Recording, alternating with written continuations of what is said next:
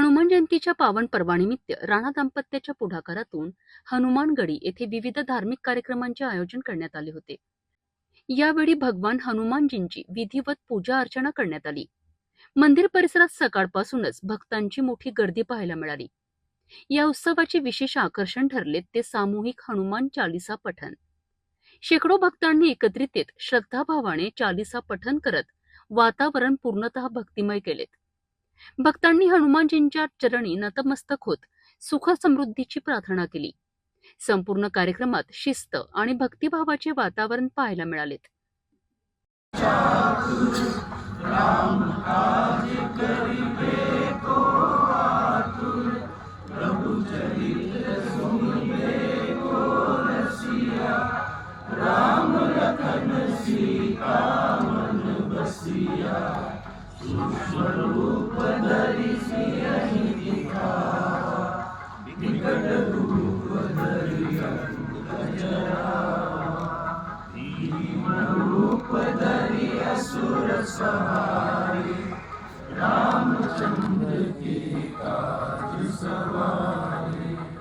हनुमानगडी या ठिकाणी हनुमानगडी नरेशच्या कृपेने बजरंगबलीच्या कृपेने या ठिकाणी 111 फूट उंच अशी बजरंगबलीची मूर्ती या ठिकाणी पूर्णत्वात येत आहे। आणि दरवर्षीप्रमाणे हनुमान चालीसा पठण या ठिकाणी केलं। संपूर्ण अमरावती शहराचे भक्तगण इथे येतात, सामूहिक हनुमान चालीसा पठण होते।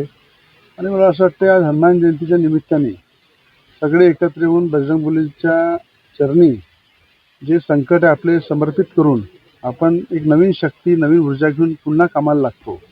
आणि हनुमान चालीसाचं पठण या ठिकाणी सगळ्यांनी सामूहिक करून पुन्हा एक चांगली शक्ती, चांगला एक विचार, चांगला एक प्रार्थना बजरंगबलीला केलेली आहे। आणि मला असं वाटतं या महाराष्ट्रामध्ये येणारं जे संकट आहे ते बजरंगबलीच्या कृपेने मुक्त होईल। ज्याप्रमाणे आज राज्याचे मुख्यमंत्री देवेंद्र फडणवीसजी या राज्याला पुढे नेण्यासाठी जे काम करत आहेत त्यांना सुद्धा शक्ती मिळो आणि पूर्ण ताकदीनं हे राज्य पुढे जावं। आणि येणारं जे संकट आहे आता जे इराण आणि अमेरिकेचं जे चालू आहे त्याच्या माध्यमातून जे आपल्या देशालाही कुठे ना कुठे संकट येत आहे त्या संकटातूनही मुक्तता मिळाली पाहिजे यासाठी बजरंगबलीला प्रार्थना केलेली आहे। आणि सगळ्यांनी सामूहिक या ठिकाणी हनुमान चालीसा पठण केलं। हनुमानगडीच्या विकासासाठी 165 कोटी रुपये जे आहे सरकारने दिली आहे तेव्हापासून काम सुरू होईल। कशा प्रकारचं काम आम्ही गेल्या 1 वर्षापासून सुरू केलेलं आहे। मूर्ती हे स्वतः ही माझ्या स्वनिधीतून या ठिकाणी उभी झालेली आहे। या ठिकाणी राम मंदिराचे भव्य या ठिकाणी काम सुरू होणार आहे।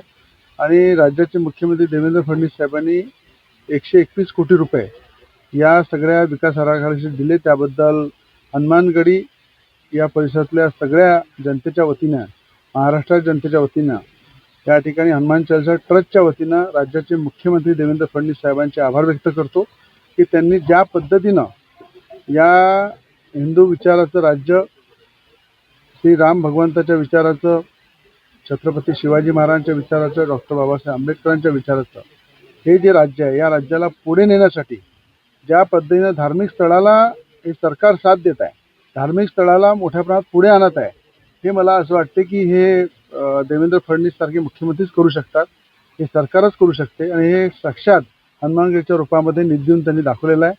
आणि मला असं वाटतं की ज्यांनी हनुमान चालीसाला विरोध केला, ज्यांनी हनुमान चालीसाचा विरोध करून या राज्यामध्ये आपल्या धर्माचा द्वेष करण्याचा प्रयत्न केला, अशा मुख्यमंत्र्यांची परिस्थिती काय झाली तुम्ही पाहिलेली आहे। आणि मला असं वाटतं येणाऱ्या काळात ते स्वतः येऊन मूर्तीचं लोकार्पण आम्ही देशाचे गृहमंत्री अमित शहाजींच्या हाताने या ठिकाणी याचं लोकार्पण करणार आहे। याची पूर्ण या ठिकाणी हनुमानगडी या परिसरामध्ये राम मंदिर आणि हनुमानगडीचं उद्घाटन करणार आहे देशाचे गृहमंत्री अमित शहांच्या हाताने। आणि त्या प्रसंगी देशातील जेवढे साधू संत आहे त्या संतांच्या उपस्थितीत हा कार्यक्रम होईल आणि त्याची जंगी तयारी या ठिकाणी जोरात या कामाच्या बद्दल सुरू आहे। आणि ज्यांनी हनुमान चालीसाला विरोध केला मला असं वाटतं त्यांना सद्बुद्धी देऊ आणि त्यांनी आपल्या घरामध्ये संकटमुक्त करण्यासाठी हनुमान चालीसाचं पठण केलं पाहिजे घरामध्ये। आणि त्यांच्या आजूबाजूला जे संकट आहे त्याच्यातून जर मुक्त व्हायचं असेल तर येणाऱ्या काळामध्ये या हनुमानगडीला येऊन त्यांना हारार्पण करावं लागेल, इथे बसून हनुमान चालीसा वाचावं लागेल, तरच त्यांच्या आजूबाजूचं संकट दूर होईल।